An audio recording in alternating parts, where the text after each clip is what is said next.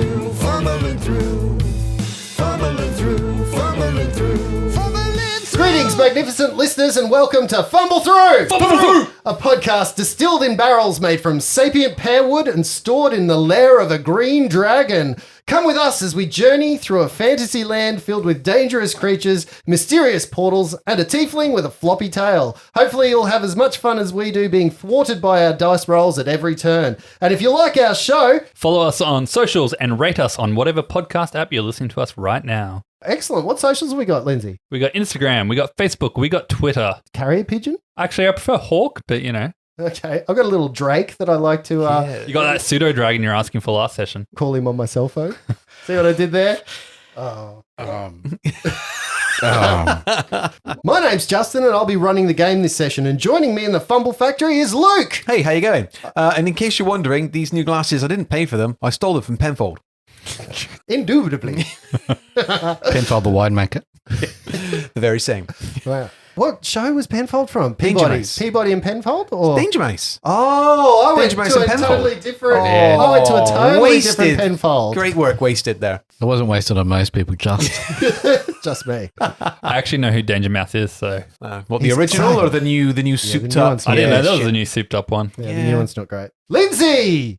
So I'm going to polarize our audience here and say I actually don't like Lord of the Rings, the way it was written, but I do think J.R. Tolkien would make an excellent module writer. Okay, I got some clarifying questions here. Who are we getting in to replace Lindsay on the podcast? I got some clarifying questions here because I may surprise everyone in a second. Are you talking about the books or the movies? The books. Have you watched the movies? What's Yes. your thoughts on the movies? I like the movies, yeah. I am not a fan of anything but the Lord of the Rings extended editions. Yeah, it's gotta be extended. The only thing I liked. I hated the movies until I saw the extended Yeah. editions. I have tried to read those books so many Yeah, times, same. and I've stopped at Tom Bombadil every time. Every time. Isn't it 100 pages in and you're only actually still at Bilbo Baggins' birthday party? Yeah, and you're still And at a talking poem. About, yeah. So good. I didn't polarize our party. No, at no. least. I find reading the books like reading the Bible. It's like Bilbo begets Bilbo who begets son of Bilbo for... Proud feet. But you think about it, right? Silmarillion is a D&D campaign. That's the world setting, ready for everyone else to take the seat. What's the Silmarillion? The Hobbit reads It's much. like the boat that they leave on at the end. Silmarillion is like this one after Lord of the Rings. It's like I an haven't read encyclopedia. that either. If I haven't read Lord of the Rings, as if I've read the Silmarillion. Silmarillion gives you all the history, doesn't it? Yeah. Building up to all of it, yeah. Brett. So I've been wondering how deep the ocean would be if it didn't grow sponges in it. They're right. Sometimes I worry about No? what you think about when you're not around people. What? Maybe there's a solution for climate change or the rising tides or something. Just put some more sponges in the ocean. No? And special guest star this week is Pernicious Optimism. Pernicious optimism. I'm so optimistic it hurts. That's right. To get us in the zone, I always like to start with a bit of a discussion so that we can get our nerd juices flowing. But remember, if you've got an idea or a suggestion for us for any questions or discussion topics, please send them through at fumblethrough.com or hit us up on our socials. The question that I'd like to pose for you guys this week is about magic in film. Who does magic best in film or television, and why do they do it best or even worst? I'm a big fan of magic with rules. Like, I don't like magic that, like, Gandalf can just do whatever he wants when he wants because he needs to. Or any magic that's just, What, talk to a moth? yeah, or summon light or, you know, whatever. The Eagles are coming. I like magic with rules, and there's not a lot of magic and rules in movies, but I like Howl's Moving Castle and, like, the Ghibli universe magic. But what about Howl's Moving Castle? Well, he's got Tell this me. little fire demon that was like a falling star that he caught before it hit the ground, and he keeps it kind of like in his moving castle. Spoiler I alert. don't know that movie. So what are the rules? What? It's basically almost a steampunk castle that is powered by a fire demon that he's basically tricked into a deal. And it's just it's rules. I like Magic with rules. I like knowing that's his limitations. Is if he ever breaks his contract with this demon, that demon can basically destroy him. Right. That makes sense. What about you, Luke?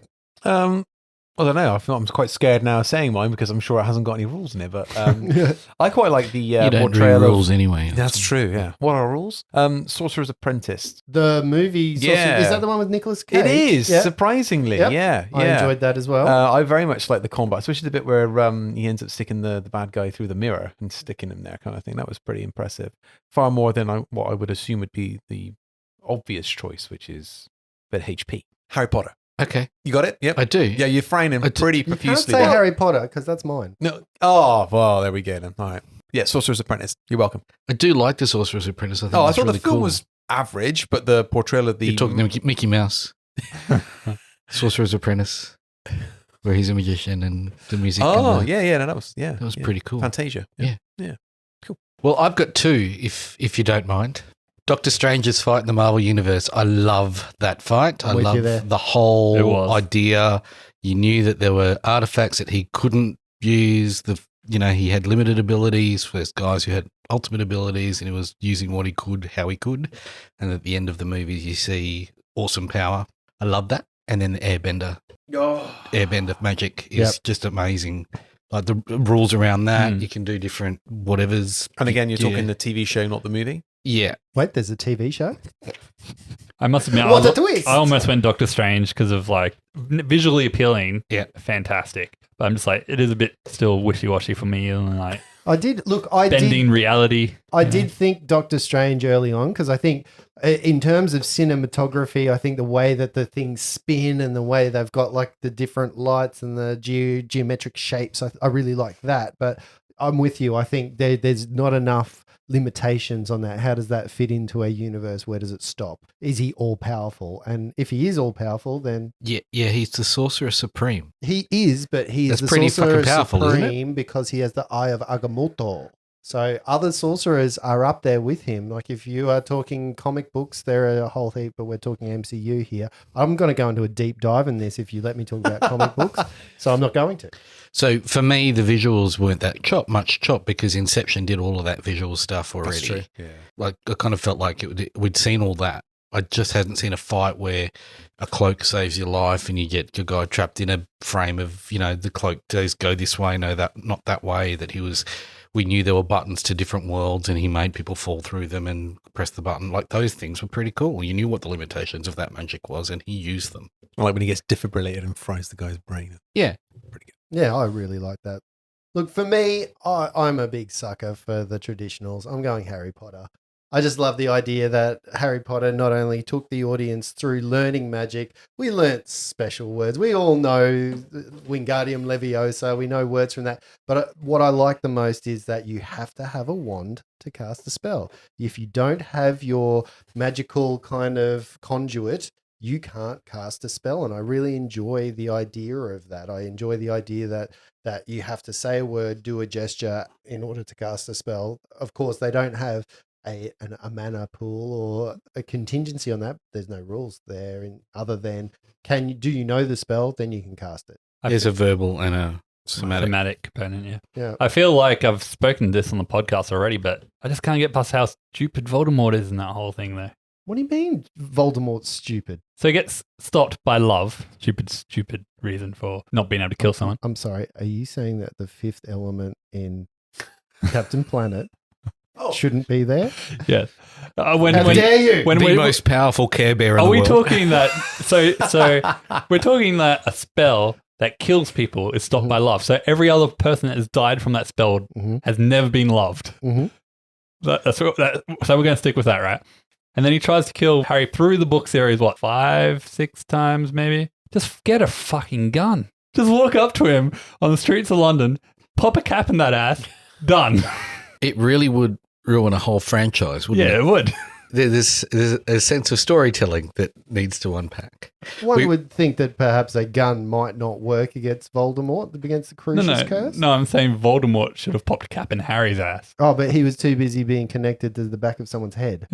He didn't have a body at some points, Yeah. It's but true. he had other people's bodies. He had, So to, he used. he had to eat a unicorn. Just drank the blood. Yeah. Gosh. Oh, is there a difference between eating a unicorn and... I didn't eat it. I just drank its blood. I mean, it would be a lot more Well, impressive. yeah, it's the if he had difference between having bacon and black pudding, really, at the end of the day, isn't it? Same difference, isn't it? Oh, we've gone off the rails. We have gone off the rails. So I've recently rewatched the Harry Potter series with my children for the first time. And in the first movie, in the first Quidditch match, I remembered that I knew one of the broomflies in that match. So shout out to Will. How are you, buddy? He's the guy that's chasing the snitch down with Harry, the other broom. Hey, Will. Sup, Will? Look, I'm really excited about this week's episode. Last week's episode left us in a little bit of an emotional void. A lot of things happened. This time, I'm really worried about what's going on for you. You guys are now down to 3 people, which really is a concern for me. However, do you recall one of the biggest things that we got from last episode? We got an awesome buff. Yes. What was that buff, Luke? We got temporary hit points. Yes, you got AIDS. Yes, so you got the spell Aid cast upon you, which gives you some temporary hit points, makes you guys a little less squishy. But again, you got to remember that you've just lost one of your frontline fighters, and I don't want to diminish your stature, Reg, but you're a little person. I am. I'm squishy. Yeah, Hey, size isn't everything. It's true. that's what you tell your wife. My wife. You find yourselves having walked into this icy complex. You've gone through those 2 statue rooms. You've now left the Cath as a statue behind you, walked through, and you've entered this library. You've stumbled into this ancient library, which is lined with bookshelves on either side. It's a 15-foot wide room, just to bring you back into that. Down each side of the room, you've got bookshelves, which are covered in books, obviously. About halfway down the 25-foot length of the room, you've got 2 tables that are designed for reading or researching. At the far end of the room, we have an armoire or a cupboard for Luke, who doesn't speak French. And next to that cupboard, we have standing like some type of mechanical construct full of gears and metal. Reg has approached it. Reg touched it. As soon as Reg touched it, it came to life and sort of engaged you with a bit of a conversation. As you look at it now, it says, "You did not provide the correct activation word. You will now be treated as intruders and removed from the library." Roll your initiatives, please, as the 3 legs extend from the ground, lifting it to its full 5-foot height. The 4 arms swivel to life in front of it, and it begins to move forward in an aggressive manner.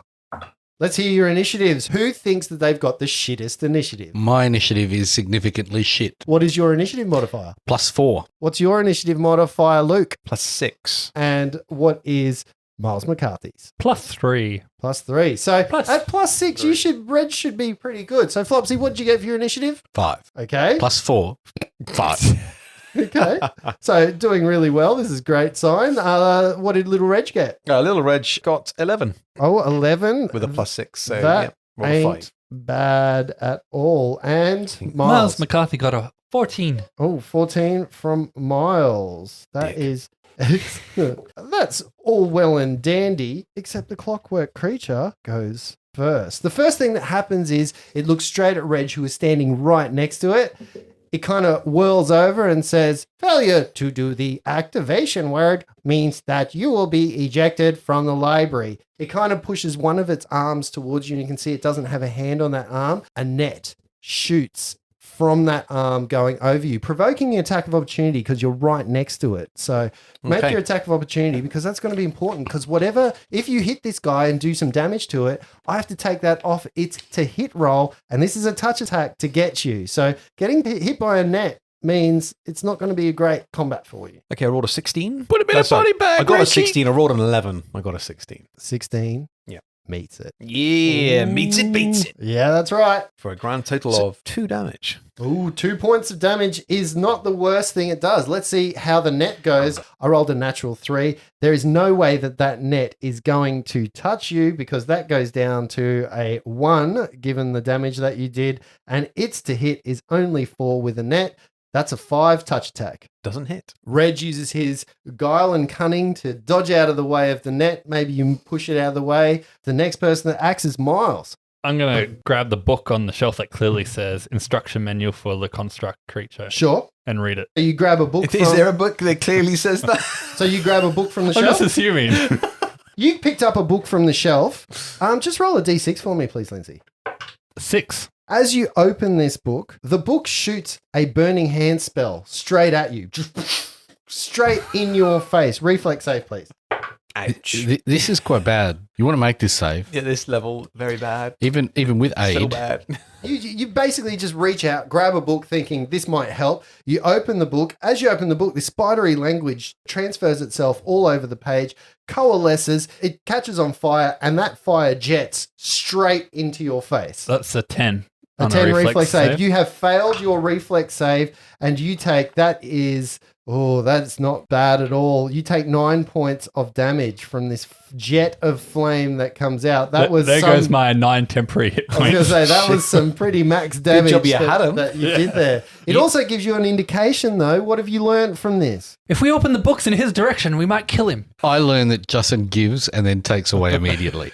Reggie turns to Miles and says, "Is that your hot tip for the day?" So you've just learned to read magic, right? Yeah. Did that say sucked in? It says, my eyeballs, my eyeballs. All right, so you've grabbed the book. That's happened. That's your standard action. You got a move action left. I'll probably just stay where I am, to be honest. You stay exactly where you are. Reg, it's your go. Okay, I'm going to flurry. So I'm going to move in for the attack. First hit. Oh, is a 16 again? 16 hits. For, max damage. 5 points of damage. For 5 points of damage, that's the first hit. Yes. Okay, so your first hit does that. So I come in with a swinging hook. Mhm. With the idea to spin around for the back fist on the return as I spin on the spot. But I get unfortunately an 11 to hit. An 11 is not enough, and the Swing wildly. Yeah, just one of its arms just comes up and blocks that hit. Seeing you spin around was a bit of a tell. You led with your shoulder. You know better than that, Reg. That's Come true. I'm under pressure. I just dodged a net. She's He wasn't horrible. happy. Yeah, all of us went to jump on that joke. Flopsy, your go. So Flopsy wants to make a couple of checks before he does his Of course. Knowledge check. Is there a possible knowledge check on this creature? Yes, this is a knowledge planes. I Oh, I've believe. got a bit of that. How does 27 take you? 27 is perfect. You know that this Hang is... on a second. Yes. 27, motherfucker. Suck it. Is that a natural 20? That was a 19 with a +8, my friend. 27 is enough for you to understand that this is a clockwork servant that is in front of you. A clockwork servant is a four-armed mechanical device. You know that it's a construct. It has all the construct traits, so you can't do anything about its mind. You can't do anything about its fortitude. You also know that it is vulnerable to electricity. So make sure that you know that. You also know that it has the ability to heal itself. So it's got a fast healing ability where it heals itself. As a standard action, do repairs on itself as it's going. So two of its arms can go glunk glunk and start putting itself back together if you do not take this thing out as quickly as you need to. As a standard action, though. As a standard action. Okay, cool. Does it stand on 2 legs? It stands on 3 legs. 3 legs, 4 arms. 3 legs, 4 arms. I'll relay that information to my illustrious party members. Well, 4-armed is forewarned. This is a clockwork servant. It's got 4 arms. It's 4-armed is forewarned, apparently. It's a 4-arm mechanism that's a construct that doesn't do fortitude or brain damage. It's vulnerable to electricity, and it has fast healing, so take it out fast. With electricity. Fast. Can I also do a spellcraft check on the book? Oh, hello. 24. 24. The book casts Burning Hands. The book casts Burning Hands. The book casts Oh, Burning Hands of very people. So you interesting. think maybe these books aren't exactly what they seem. These So there's something more to them. These books have a bit more something to them. Those books have something weird going on when they cast spells. So be careful, don't touch them. We'll have to investigate them. Leave them alone. Okay. What are you doing? I will absolutely hold my action. Holding action. Great. He's just holding for Reggie to kick this thing in the face. Okay. Excellent. At which point it's the clockwork creature's go. The clockwork creature takes one of its arms. It moves back again with that same cannon, that same kind of shooting net action, and it attempts to hit you again, standing right next to you. Not really figuring out what this attacks of opportunity kind of thing is. You get another one. Okay. Put it in a body bag, half cut. So this time I just go up for a straight chop to the throat. Hiya. Yep, the throat. Yep. Do robots the have throats? The construct's vulnerable throat. The throat area, the head area. Yeah, I'm you not wanna thinking- cut off its airways. Yeah, no, I want to see if I can decapitate it. Okay. Yeah, so I rolled a 17. Oh, 17 is Suck enough to it. hit. So How much 20 damage do you do? 22. Here we go. This is going to be the depressing bit. Oh, no. 3 points of damage. 3 Nice. points of damage. That's one more point of damage than you did last time you took an attack of That's opportunity. right. We're getting there. You Okay. guys are remembering that aid gives us +1 to attack, right? I haven't attacked. Neither have I. Himself. He's attacked himself. That is a 13 touch attack to hit little Reg with this net. Not enough. As the arms come up with the cannon, it's fired off, and he's basically just done a backflip on the spot. Oh, nice. Miles, how do you combat with that? Because it's your turn. Miles is going to grab another book off the shelf, but he's going to then move forward and open it at the creature. Okay, so you take a book, you open it. Can you roll a d10 for me? Heal, 3d6. It's a construct. It won't. Oh, accept okay, it. cool. Cool. Have to get mending. Am I going to get caught in this? That would be an 8. An 8. As you do that, you see magical conflagration again start popping out of the book. The book then shoots a whole heap of weird things towards the construct. I'm assuming right now that you've done it away from Reggie. Yeah, I and would you're have right kinda next. like- You've yeah. gone base to base with it. Yep. Thanks, Miles. Nothing happens. The construct just stays there. It doesn't seem to be affected by whatever spell. The spell hit it straight in the face, but nothing happens. You might need to lean on your magic users to actually identify what just went off. Are you going to do anything else? I guess that's move and action, right? All right, Reg, you'll go. Okay, so I'm going to interrupt right now, if that's okay. Sure. Can I do a spellcraft check on what that book just did? Of course you can. Oh, 12. That is a 12. You don't really, you can't identify what it is. So I'll do an action then. Sure. I'd like to acid splash at it, please, with Ooh, my nice. cantrip acid splash, just Okay. to lay on the damage because I just saw Reggie give it a good whack. Absolutely fantastic. Now, remember, he's in combat at the moment, so can you fire into combat without negatives? I don't have any kind of ability to not fire into melee without taking a negative. Okay, so this takes a -4 to your, as you try not to hit Reg, and now you've also got Miles who's moved up into base to base. Yep, but they don't add up, do they? It's just one negative It's just four. one -4. A 12 to hit. Your 12 flies past the mark. As you're trying to weave through, your companions who are dodging and weaving, you just miss and you put a little acid mark in the wall behind it in the armoire. That's a cupboard look. if you say so. Reg, it is your turn. Okay, so having seen all that go on, Reggie's now going to jump up with a knee to the midsection of the construct with a 9. A 9 is not going to hit Okay, the so as he's construct. in the air with this knee up, he then flicks his opposite leg up for a kick now to the face. Wonderful. Oh, looks good. Natural 20. Oh, that's yeah. it. Get that Bring it down on the tally. Okay, Yeah. this is something that you need, and I believe constructs are vulnerable. So let's see if you confirm. I was getting ahead of myself there. I was rolling the damage. Oh, fuck no. Okay, rolled a 2. No, 2's not. What Oh, what is so the- that'd be 8 in total. does not confirm. Okay, But so you hit anyway, and you do awesome damage. 3 points of damage. 3 points of damage. You see a little bit of smoke start to come out of this creature's torso. You can see it's part of it is actually melding back together as it's got natural healing, but you can see that you're doing enough damage to it that it's not keeping up with that natural healing as So, well. hang on, did you say the natural healing is a standard action or it just happens? No, it's got natural healing, but it can also administer standard action. healing Gotcha. onto itself as well. That brings us up to round number 3, the clockwork figure. Seeing that Miles has moved straight up to it, the cannon moves towards Miles McCarthy, fires against Miles McCarthy, provoking an attack of opportunity from both characters who are standing in base to base.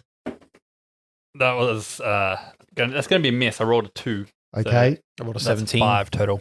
5 misses. What did you roll, sorry, Reg? In total, with my modifiers, it's going to be a 23. 23, that definitely hits. You are rolling magnificently Smack right it, now. Reggie. Another 3 points of damage. Oh, another 3 points of damage. Chip away, chip away. It shoots a net straight at Miles McCarthy. Poor Annette. Reg hits the arm as hard as he can, flying the net over your head and missing entirely. You see the net fly onto a bookshelf. Books go skirting around. Luckily, none of them open because that could be catastrophic. Thanks But- for that, Reg. Steady on, boy. Well done, little man. Miles, it's your go. Miles is going to lash out with a fist. Ooh. I don't think it's going to hit. That's a 9 to hit. Come on, boy, like I taught you. You lash out with your fist, but it's not enough. I mean, this isn't ice you're breaking this time. This is a mechanical construct. And you miss. Doing anything else? 5 foot step back. Okay, you move out of base to base from it, which brings us down to Flopsy. Floppy's going to try the acid again, this time realizing it can hit its touch armor class. Natural 19. Oh, that's excellent. -4 plus 2 should be a 17. 17 smashes straight into this constructed librarian. And it does 2 points of acid damage. The acid lasts for a whole round. The acid hits into it, it hits the cogs to its midsection, and you blast a hole into its mechanisms, and you can see that going on as it continues to sizzle away. Reg, you'll go. Okay, so how's it looking right now? It's smoking. It's got a hole in its torso looking good then. section. It's not looking great at all. It's really hard to. I couldn't use the term bloodied at all because you don't know how much blood, but there's oil that's coming out of it. Like, it's not looking in a great way. Okay, so Reggie, seeing that its last legs maybe, is going to go for gold. It's going to jump up in midair. He's going to do a turning kick followed by a reverse turning kick. So kind of spinning in the air. I love it. One kick followed by another. First kick is a 17, so that's Hits. going to hit for 3 points of damage. Excellent. Nice. And the second one, sadly, I think will go wide with 13 to hit. No, the second kick just flies over its head as the first one knocks it down a little bit. Oh, this is exciting. I'm very Well done, excited Reginald. by this. I can only assume Miles has moved away to open another book. The clockwork creature, once again, still not learning from what it's done in the last few rounds. Reggie, you're the only one that's right next to it. Again, you get an attack of opportunity as it fires a fourth net out of its arm. Okay, that wasn't much better. So that is a 14 to hit. The 14 doesn't hit, but the net flies wide as this thing shoots straight over the top of you. It kind of looks at you and goes, "Zzz, you zzz, leave. Zzz, I'm zzz, not go." And then it kind of goes back and its arms swivel around, and then it's Miles's go. True, Miles is going to grab another book off the shelf nearby. Okay. He's going to take another step forward. Roll a percentile chance, please. Ooh. Percentile chance. Something lightning. Come on. 2 d10s. So that's a 46. 46%. So you take the book off the shelf. So you Yep. just grab a random one Random book. off the shelf. What do you do with it?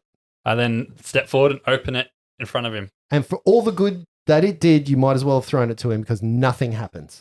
Good Nothing centerfold, though. happens. There's no magic in this book. Nothing What's happens. it say on the cover? You kind of open it. You look at the cover in front of you. Do you read Draconic? No. Then you don't know. Touche. It's like Flopsy, it's your go. Flopsy reads Draconic. Yeah, but What- you're what book you're is that? You're 20 feet back, buddy. The Joy of Seth. I don't know who Seth is, but Flopsy's going to speak to the construct. Creature, you're about to get kicked into next week. You might want to lay your nets down and talk for a little bit. Leave. You have not said activation word. Tell me the activation word and I'll tell it to you. You cannot trick me. Right. Acid splash. He misses with an acid splash. The acid splash fires wide again, coming down to Reg. Come on, Reg. This is Okay. all up to you. So this time, Reg is going to come up with an uppercut, full force, and following through with a backflip kick to the head. Oh, sounds great. Backflip scissor kick. So I get a 17 on Hits. the uppercut. 3 points of damage. That's a consistent roll on the two for That 2 on is- the D4. That is. And then obviously hitting the head away, I get the same roll again for the back kick as well. Rolled an 11, so that's a 17 total. So 17 definitely hits. Again, 3 points of damage. 3 points of damage. 3 points of damage is enough that on that back kick, you snap its head straight off its body. It hits the floor with a clang, rolls around, and comes to a stop Error. just in front of Miles's feet. Really was a masterclass, Richard. Well done. All of these work. I wouldn't go reading any more of those books. Does it look like the construct is healing itself still? No, the construct has stopped moving. It basically has, it's without its head, it's fallen down, and you think it's decommissioned. Okay. I would like to look at the covers of the books in order that Miles. So Flopsy will go up and just check the covers of the books, particularly the Burning Hands book, but also the second one that he didn't identify. The first book that you open is a history of Just reads the planar cover. exploration. So it's called A History of Planar Exploration in Draconic. And the second? The second one is written in, do you read Aslanti? I have. No Aslanti. The second one, you don't understand anything about that book. You don't recognize the language. It's written in an ancient language. And the Joy of Seth. Is that the one next to the Kamakukra?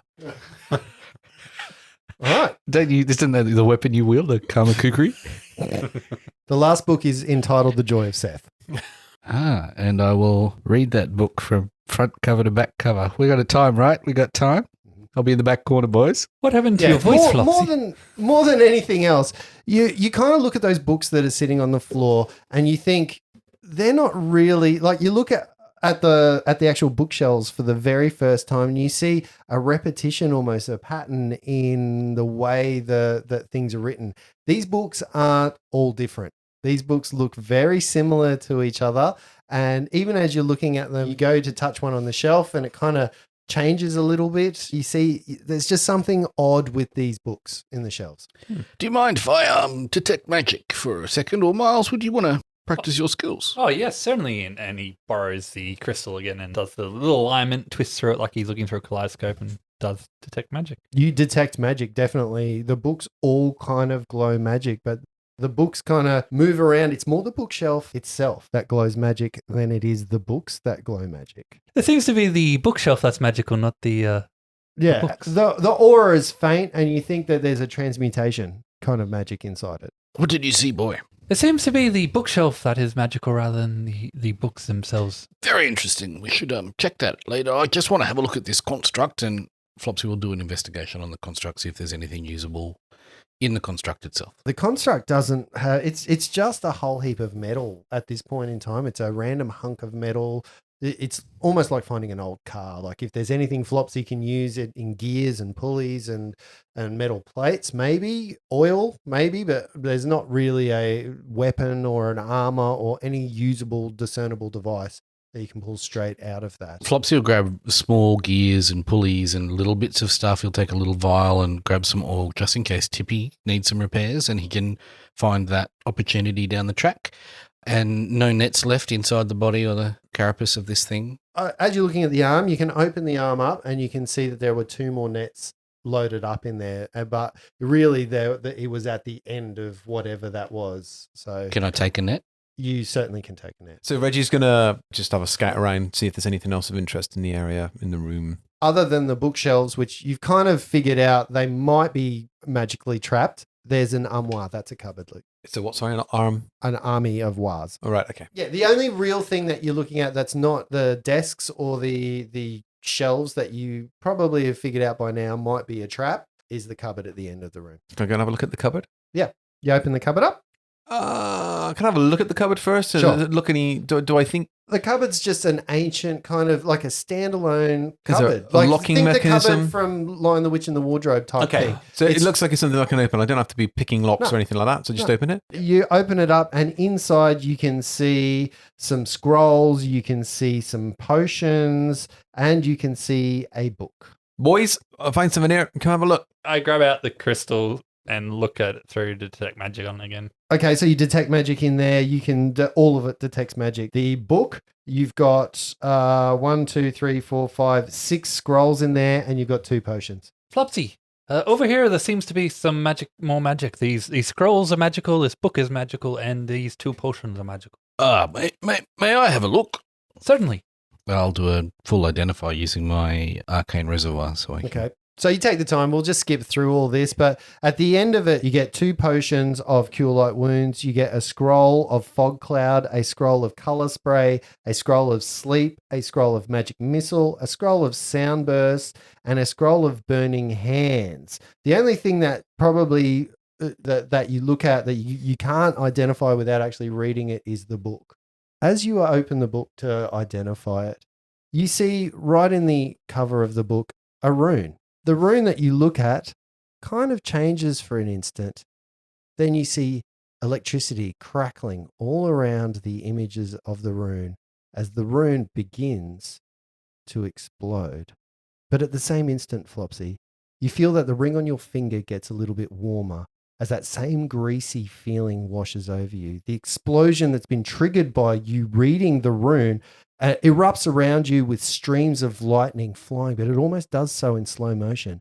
At the same time, a portal opens and interacts with that stream of magic. Energy crackles and the portal begins to blink and flicker as you are all three sucked through it. At this point, can you please give me a reflex save Oh, to shit. see how much of this lightning might have affected you? So Reggie rolled a natural 1. Oh, Reggie's got a natural 1. Oh, Reggie, exhausted That from a is fight. awful right Yeah, now. that's right. I rolled Fatigued. a natural 2 for a 3. Oh, this is terrible. And you, Flopsy? I rolled a 9. So we're using Oh, those plus cure- 1 on saves, 10. A 10. The joy of this is that as the electricity pours around you, you all get a +4 to this roll. Okay. So it's not as bad as you think, but two of you definitely are probably not going to Survive. Ones and twos aren't the best thing. Everything slows down into slow motion. So imagine this, that grease that you usually feel is kind of flickering in and out. And it's almost like you are in a jar of honey or molasses or something as you move almost in slow motion through this portal. That greasy feeling that accompanies the portal seems solid, almost as if you're traveling in slow motion through time and space. Around you, you can see dozens of different portals opening and closing. And beyond them, all you see is just a blackness, the black of which you've never seen before, as if it almost sucks the light out of the room. As you pass by, one of the portals opens, and you can see clearly through it. You see a small bookish man talking to a young girl. The man wears a robe. The top of his bald head is shining. He bends down to the girl and he says, "This ring is the key to it all. Ralzaros has only part of the puzzle solved, but without this, he will always find himself unsuccessful." And with that, he pulls out a ring. Make a perception check for me, please. 18 for Reg. 12. 11. You can see, all of you, that ring that he pulls out is the exact same one that is on Flopsy's finger right now. That's in his possession. Does it seem to be the very same one or just as similar? It looks exactly the same as that. Pressing the ring into her palm while he's wearing it on his finger. "It is very simple. Press the face of the ring against the person you want to share its power with and speak the words." With that, he trails into a spidery language of magic, saying, "Porfantilis, Distralis." And the face of the ring glows for an instant, leaving a fading glow on the girl's palm. "Now we are connected. If the tapestry opens, we shall know, and we shall be drawn to its location." The small girl looks at her hand, and she kind of looks up in wonderment at the old man who's just pressed this ring into her palm and says, "Belgian, if we're connected, why are you sending me away? Should we not just stay together?" "Sweet child, Ralzaros is too conceited for us to work together. Already I feel he has begun to work against me. I need you to take the ring and keep it safe. I fear there is danger to come, and I do not want you in harm's way. Seek the mountains. Be safe." And with that, he embraces her as the portal kind of slips out of your view and you move slowly past it. The lightning, as your attention goes back into the dim area of where you are, begins to move fast, and time goes almost back to instant. The lightning hits you and you all take... What was the reflex DC? The DC was 12, which Oh. means that the... I got 12. Well, with my modifiers, I got 12. You said there's a With plus +4? 4, where the plus 7 gives me. Oh, 12, nice. yeah. So total, you beat 12. Yep. Yep. What did you beat in total with the +4? Mine was 7. And what about you, Flopsy? I got 4 greater than the number I told you before. Which is? A lot's happened since then.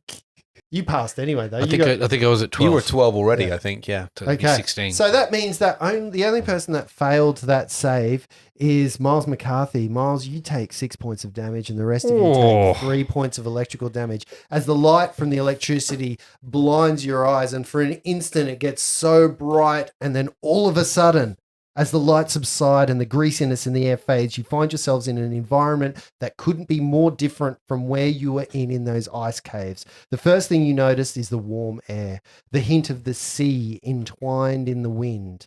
The second thing you notice is the bustling streets and the buildings that surround the dirty alley that you seem to have appeared in. It seems that you've arrived in a city, and a very large city indeed. You can hear the sounds of a city, but you also hear weird sounds of large kind of rumbling noises that you've never heard before, like factory kind of noises. You see smoke erupting from the tops of buildings, which is very odd, but they're erupting in a plume. Not like they're on fire, but their chimneys are just spewing forth this gust of burning, greasy smoke. At that very moment, a child rounds the corner, not seeing you because she has looked beyond the street from whence she came. She runs right into you. Bang!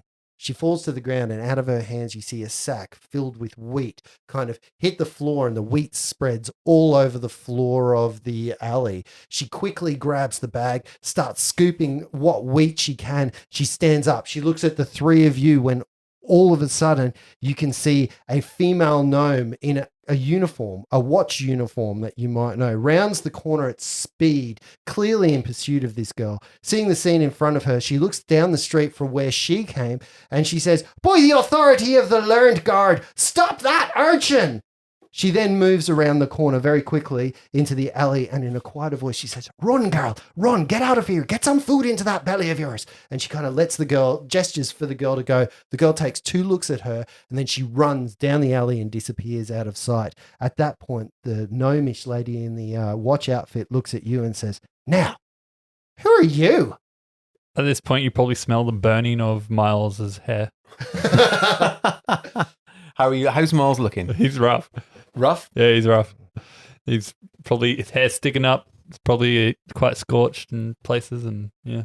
Well, then in that case, I think the gnome might look at you and go, "Who are you three? And are you all right?" Oh, I've been better. Miles McCarthy is my name.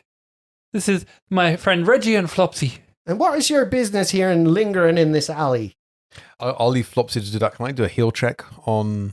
Yep. So you immediately move Yep. over to there? Yep. Flopsy would pull the cowl up over his head and step to the back and into the shadows as much as possible, not wanting to be the face of the party at this point.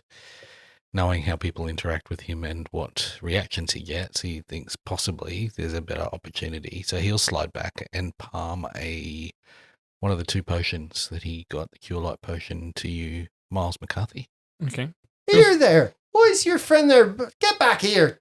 Don't be sliding on there. By the name of the watch, you are here and I'm asking you questions. Don't you slink away into those shadows. Sorry, madam. I'm just trying to help my friend here. He's a little bit worse for wear. Oh, all right. Let's have a look at you. She kind of walks up, and a gnome, she's even shorter than you, Reg. She kind of walks up with all the bluster in the world, looks at you, Miles. She says, "Oi, bend over." She kind of grabs you by the ear, tugs you down. She looks into your eyes. She kind of makes you follow her finger from left to right. And she says, "Stick out your tongue."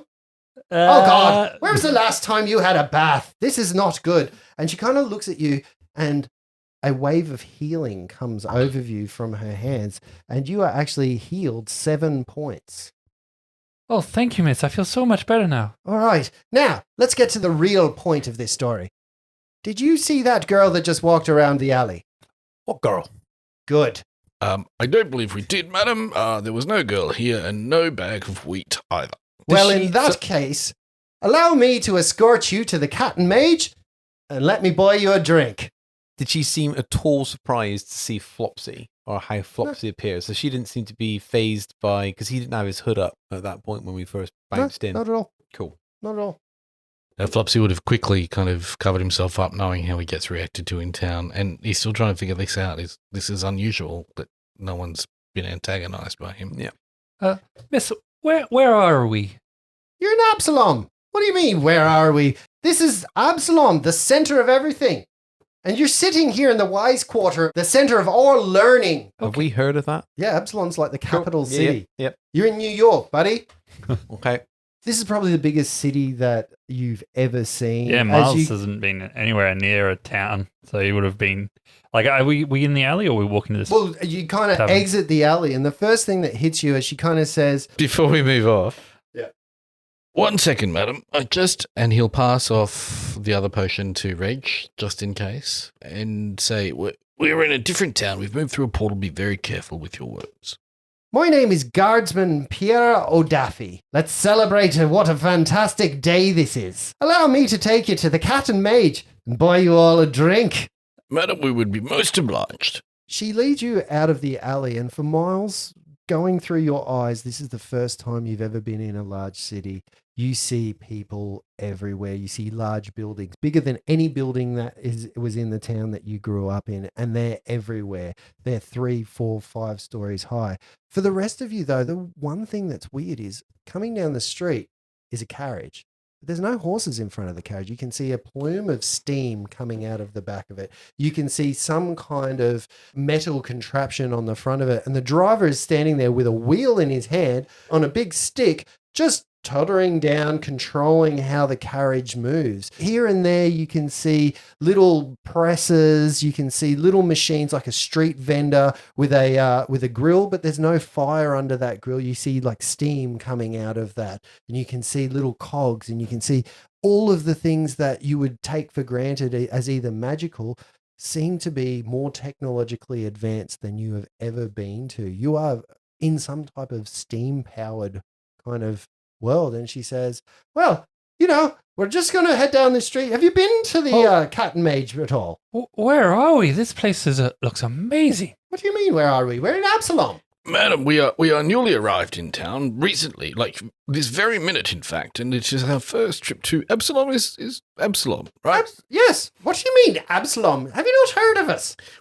Absolutely. The capital city, the center of learning. You're in the Wise Quarter, the place where everybody goes to know anything that they want to know. This is where it all happens, the center of government that controls all of Galorian. You have made it. What? Well, sorry, pardon our ignorance. I'm just a common farm boy. We don't get out much. Well, welcome. First and foremost, though, I can't have you lying down on the street, so let's go and get yourself somewhere to live. Come on, the Cat and Mage is this way. And she disappears off into the crowds, and you kind of see her, bustling through, and you have vendors out there going, would you like something to eat, sir? Show your shoes. No. Oh my God, no, look. thank you. So I'm good, thank you. Look, son, you look like you need a little bit of company tonight. Don't look him in the eye, Richie. Just keep walking. Sorry, Follow sir. lovely Biama. Bye. And she leads you through this bustling city all the way to a tavern. The tavern that you see in front of you is crooked, for want of a better word. It comes at a Y intersection of a path, and the tavern kind of comes up for the first story, then the second story tilts, then the third story tilts the other way. You can see metal pipes coming out of all different sides of it. But the one thing that you do note is the smell of food. It's been a while since you guys have had a nice warm meal, and that is what permeates. You can hear laughter from inside. You can hear the war from inside. And as Piera turns around, she says, welcome to the Cat and Mage. This is where I do all me drinking and me thinking. It is a wonderful aroma and a wonderful hospitable place. And what a magnificent piece of architecture. Yes, it's not bad, is it? Come on, let's get yourselves inside. And as we follow in, Gentlemen, be careful about your words. And with that, you open into a common room that is full of people. She gestures you to a table, and she says, I'll get us the first round then. This is what I like to call a quiet round, if you know what I mean. She taps herself on the nose, and she says, little girls will appreciate that, especially the hungry ones. And she toddles off to the bar. And Gentlemen, I have no idea what a quiet round is. Can you explain, please? I'm as much in the dark as you are, Flopsy. But that food smells sure good. And with that, we're going to leave this till next week. So I hope you're thirsty, because you ain't getting a drink till then. I don't understand a quiet round. What? Anyone? What? It's the difference between being out and being out. Good shoes or going out shoes? That's right. Yeah. Right. Pop one down the shops, I'll get a drink on the way. Do I need a handbag or not a handbag? That's right, yeah. Right. She's buying your silence with a drink of beer. I Quiet round. thought we'd already established for the day that we weren't. I know, but this is her going Reward. ensuring Nice. that that's going to happen.